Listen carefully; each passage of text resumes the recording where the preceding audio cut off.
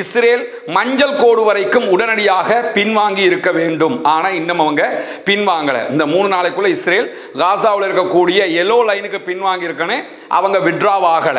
இது ஒரு விஷயம். காசா தொடர்பான பாலஸ்தீன விடுதலை அமைப்பினருடைய ஆயுத களைவு தொடர்பான ஒப்பந்தத்தில் இஸ்ரேலுக்கு எந்த விதமான மகிழ்ச்சியும் இல்லை என்று சொல்லி இஸ்ரேலுடைய முன்னாள் தூதர்களில் ஒருவர் அல் ஜசீராவுக்கு தெரிவித்திருக்கிறார் என்கிற கருத்துக்களை அல் ஜசீரா இன்றைக்கு வெளியிட்டிருக்கிறது. அவர் என்ன சொல்றாருன்னா, காசா எல்லைக்குள்ளாக எங்க யூதர்களை குடியேற்றணும், அதுக்கு எங்களுக்கு 3 குடியேற்றங்கள் உருவாக்க வேண்டியிருக்குது, அதுக்கு அனுமதி தாங்க அப்படிங்கிறாரு. இது எதுக்குன்னா எலெக்ஷனும் வருது பாத்தீங்களா, காசாவுக்குள்ள குடியேற்றுறதுக்கே நாங்க கேட்டுக்கிட்டு இருக்கிறோம். ஒப்பந்தங்களுடைய எல்லை தீர்மானிக்கப்பட்டு விட்டது, ஒரு ஒப்பந்தத்துக்கு நாங்க வந்துட்டோம், எனவே நாங்க அட்டாக் பண்ணல அப்படின்னு சொல்லி இருக்கிறாரு. ஒப்பந்தத்திற்கு வந்துட்டோம்னு அவர் தான் சொல்றாரு, ஈரான் சொல்லல. ஏன்னா இவர் இது மாதிரி பின்வாங்கிறது இன்னைக்கு முதல் தடவை இல்லை.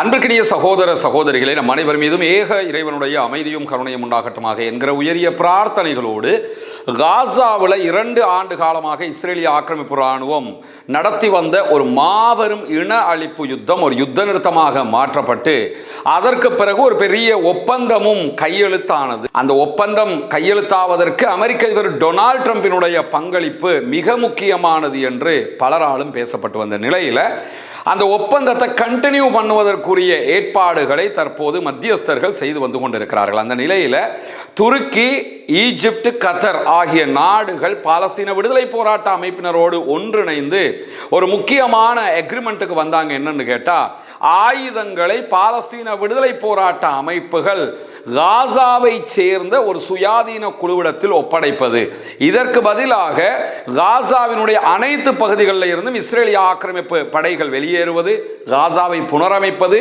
காசா அப்பாவிகளுக்கு தேவையான உணவு மருந்து அத்தனையையும் உள்ளே செல்வதற்கு அனுமதிப்பது, இப்படியான ஒரு முறை கொண்டு வரப்பட்டு யாரும் எதிர்பார்க்காத விதமாக பாலஸ்தீன விடுதலை போராட்ட அமைப்பினரும் அதற்கு ஒப்புக்கொண்டார்கள். ஆனால் இப்போது நடக்கக்கூடிய காரியங்களை நீங்க எடுத்துக்கிட்டீங்கன்னா, எதிர்வரக்கூடிய நவம்பர்ல அமெரிக்காவில் காங்கிரஸுக்கான தேர்தல் நடைபெற இருக்கு. அதே நேரத்தில் அக்டோபர் கடைசியில் நெதன்யாகு பங்கெடுக்கிற இஸ்ரேலுடைய பாராளுமன்ற தேர்தல் நடைபெற இருக்கிறது. எனவே இஸ்ரேல் தேர்தலில் நெதன்யாகு ஜெயிப்பதா அல்லது அமெரிக்காவினுடைய தேர்தலில் டொனால்ட் ட்ரம்ப் ஜெயிப்பதா என்பதற்கான ஒரு விவகாரமாக காசாவினுடைய இந்த விவகாரம் தற்போது முன்னிலைப்படுத்தப்பட்டு வருகிறது.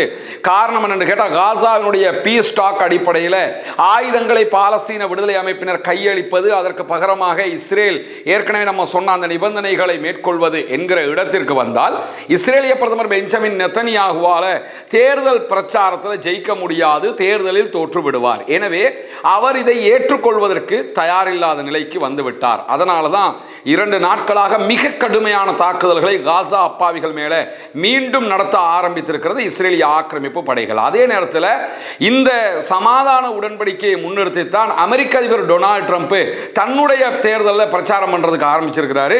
காரணம் என்னன்னு கேட்டா, ஈரான் வார்ல அவர் மிகப்பெரிய பின்னடைவை சந்தித்திருக்கிற காரணத்தினால அவருக்கு ஈரானுடைய காரியங்களை பிரச்சாரத்தில் பயன்படுத்த முடியாது. நான் ஜெயிச்சிட்டேன், அடிச்சிட்டேன், அதை பண்ணிட்டேன், இதை பண்ணிட்டேன் சொல்ல முடியாது. எனவே தான் தற்போது காசா விவகாரத்தை அவர் முன்னிலைப்படுத்தி இருக்கிறார். நம்ம 2 வீடியோக்கள்ல ஏற்கனவே சொன்ன மாதிரி, இந்த தேர்தல்களில் ஒன்றோ நெதன்யாகு ஜெயித்தால் டொனால்ட் ட்ரம்ப் தோற்று விடுவார், டொனால்ட் ட்ரம்ப் ஜெயித்தால் நெதன்யாகு தோற்று விடுவார் என்கிற நிலை இருக்கிறது.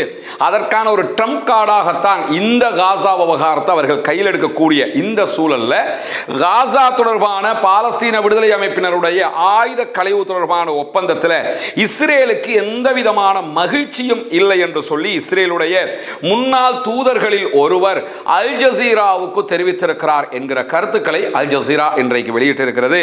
அந்த கருத்து தெரிவித்தவருடைய பேரை இதுவரைக்கும் அல் ஜசீரா சொல்லல, பிறகுகள் சொல்வதற்கான வாய்ப்பு இருக்கு, இல்லைன்னா சோர்ஸ் பேசன மறைக்கிறதுக்கும் வாய்ப்பு இருக்கிறது. அது ஒரு எத்திக்ஸாக ஜேர்னலிசத்தில் அதை பண்ணுவாங்க.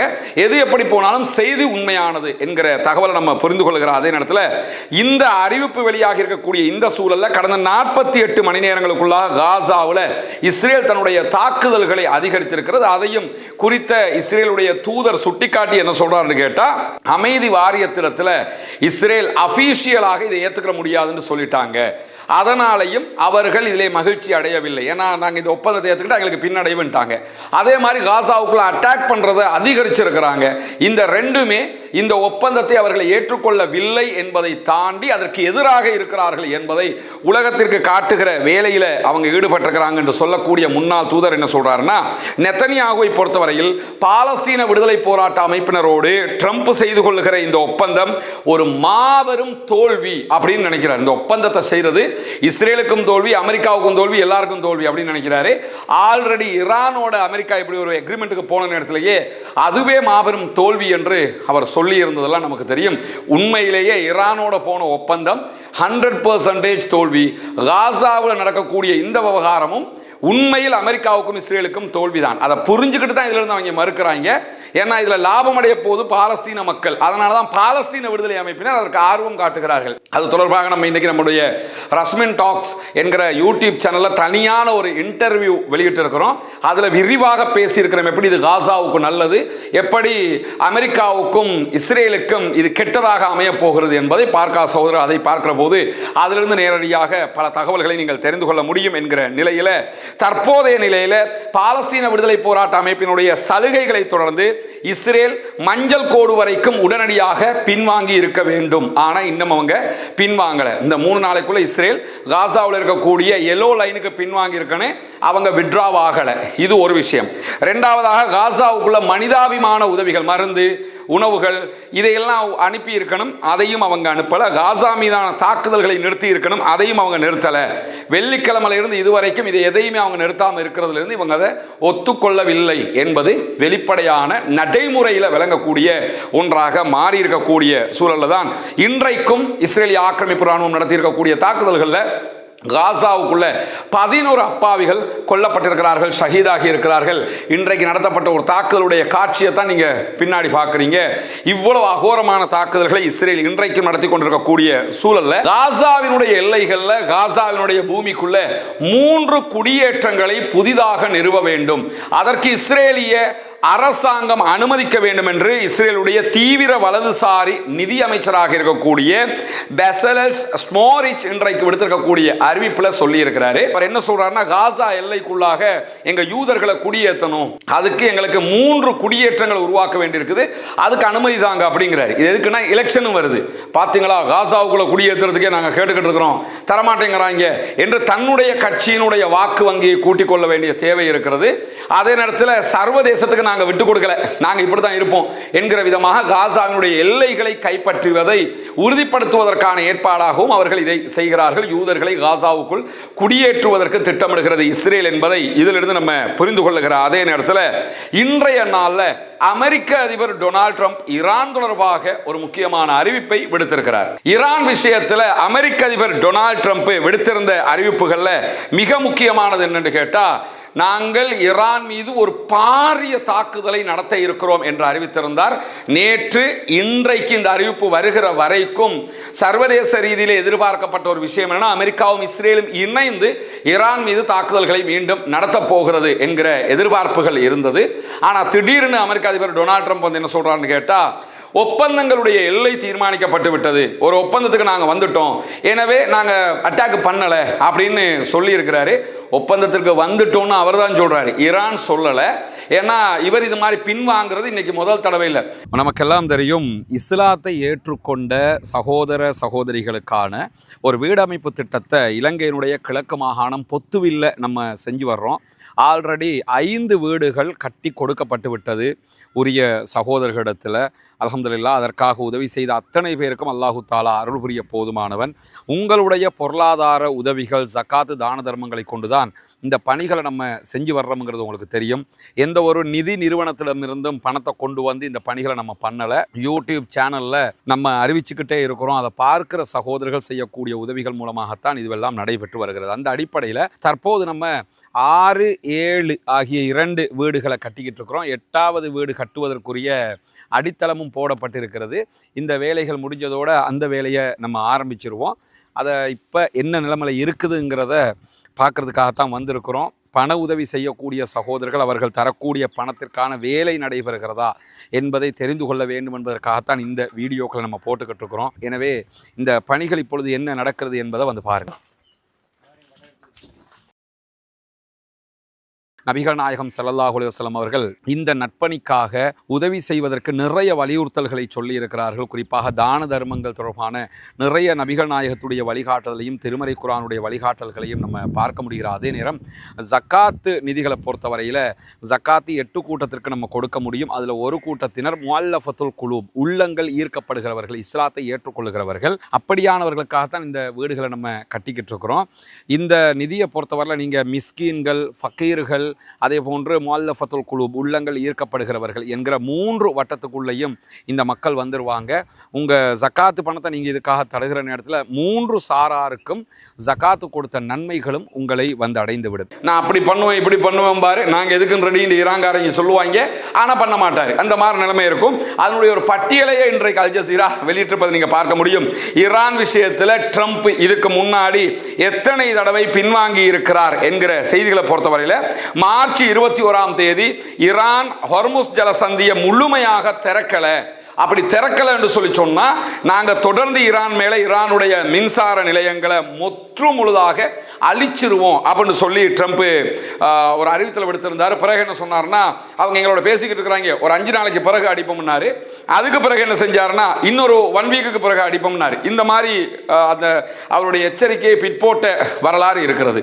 அதே மாதிரி ஏப்ரல் மாதம் 1ஆம் தேதி அமெரிக்க அதிபர் டொனால்டு ட்ரம்ப் விடுத்த ஒரு அறிவிப்பில் என்ன செய்யறாருன்னு கேட்டால், ஹொர்முஸ் விவகாரத்தில் ஈரான் சரணடைய மறுக்கிறது, எனவே அமெரிக்கா ஈரானை கற்காலத்திற்கு தள்ளும் அப்படின்னு சொல்லி சொன்னார். கற்காலத்தில் இருந்த மாதிரி எல்லாத்தையும் அழிச்சு நாசமாக்கி அவங்கள மாற்றி விட்டுருவோம், இந்த மாதிரி எச்சரிக்கை விடுத்தாரு. ஆனால் 4 நாட்களுக்கு பிறகு என்ன சொன்னார்னு கேட்டால், ஈரானை வந்து நாங்கள் ஓரளவுக்கு தான் பார்த்துக்கிட்டு இருப்போம், இதுக்கு மேலே பொறுக்க முடியாது, ஈரானுடைய தலைவர்கள் இழிவானவர்கள், அப்படிப்பட்ட அதை திட்டி தீர்த்தார். இதெல்லாம் நடந்து முடிஞ்சது. ஆனால் அவர் சொன்ன மாதிரி அட்டாக் பண்ணலை. அதே மாதிரி ஏப்ரல் 7ஆம் தேதி அன்னைக்கு என்ன பண்ணுறாருன்னு கேட்டால், இன்றைக்கு இரவு ஒரு முழு நாகரிகமே அழிய போகிறது அப்படின்னார். பாரசீக நாகரிகத்தையே நாங்கள் அழிப்போம் அப்படின்னு சொன்னார். அதையும் பெரிய ஒரு அழிவாக நடக்க போகிறது என்று நினைத்த நேரத்தில் அப்படி ஒன்றையும் அவர் செய்யவில்லை. ஏப்ரல் 8ஆம் தேதி என்ன பண்ணுறாருன்னு கேட்டால், பாகிஸ்தான் இருதரப்பினருக்கும் இடையிலே ஒரு நிலையற்ற போர் நிறுத்தத்தை உறுதி செய்து அறிவிக்கிறது. அதற்கு பிறகு மே மாதம் 4ஆம் தேதி ஈரானுடைய முற்றுகைக்கு மத்தியில் ஹொர்முஸ் ஜலசந்தியில் சிக்கியிருந்த கப்பல்களுக்கு பாதுகாப்பு அளிக்கிறதுக்காக நாங்கள் தான் இனி கப்பல்களை எல்லாம் பாதுகாக்க போகிறோம்னு அறிவிச்சுட்டு, நாங்கள் ஒரு உடன்பாடு ஈரானோட எட்டப்படுமான்னு சொல்லி பார்ப்போம், இல்லைன்னு சொல்லி சொன்னால் ஈரானை மொத்தமாக அழிப்போம்னு சொன்னார். அதுவும் அவரால் செய்ய முடியாமல் போயிடுச்சு. ஜூன் மாதம் 11ஆம் தேதி முக்கியமான கார்க் தீவை கைப்பற்றுவது, ஈரானுடைய எண்ணெய் வசதிகள் எல்லாத்தையும் நாங்கள் கைப்பற்ற போகிறோம்னு சொன்னார். அதையும் அவரால் செய்ய முடியாமல் போயிடுச்சுங்கிறது நமக்கெல்லாம் தெரியும். எனவே அவர் சொல்லுவார், இப்படி செய்ய மாட்டார். அந்த அடிப்படையில் தான் நேற்று முந்த நாளில் என்ன சொல்லி கொண்டு வந்தார்னா, ஈரானுக்கு நாங்கள் கொடுக்க போகிற அடி வரலாற்றில் கிடைக்காது அப்படின்னாரு. இன்னைக்கு என்ன சொன்னார்னா, ஈரான் ஒரு அக்ரிமெண்ட்டுக்கு வர்றாங்க, அதனால் நாங்கள் வந்து அட்டாக் பண்ண மாட்டோம் அப்படின்னு சொல்லி அவரே பின்வாங்கி இருக்கக்கூடிய அறிவிப்பை விடுத்திருக்கார். எனவே ஈரான் அக்ரிமெண்ட்டுக்கு போகிறதுனால பின்வாங்குறாருன்னு புரிஞ்சுக்கொள்ளக்கூடாது. ஈரான் போகலைன்னாலும் அந்த ஆள் அப்படி தான் பண்ணுவார்.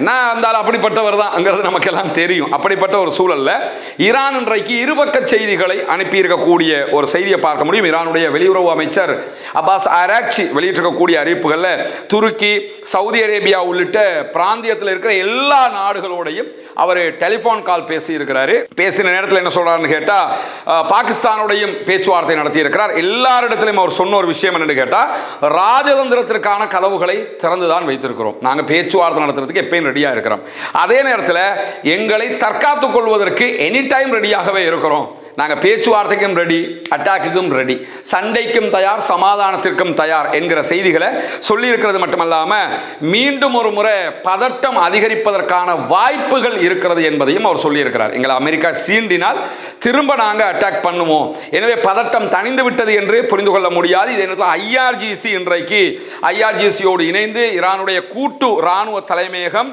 மொத்தமாக விடுத்திருக்கக்கூடிய ஒரு அறிவிப்பும் ஒரு பொதுவான செய்தியை கொண்டு வந்திருக்கிறது. அந்த செய்தியில் என்ன இருக்குன்னு கேட்டால், எங்கள் மீது அட்டாக் பண்ணப்பட்டால் ஒரு தோய்வு போருக்கு கூட நாங்கள் தயாராக இருக்கிறோம். இப்போ ஈரானுடைய ஸ்ட்ராட்டஜி பிளானே எப்படி இருக்குதுன்னு கேட்டால், ஒரு பெரிய வாருக்கு போகிற ஐடியாவில் ஈரான் இருக்கிற மாதிரி தெரியலை.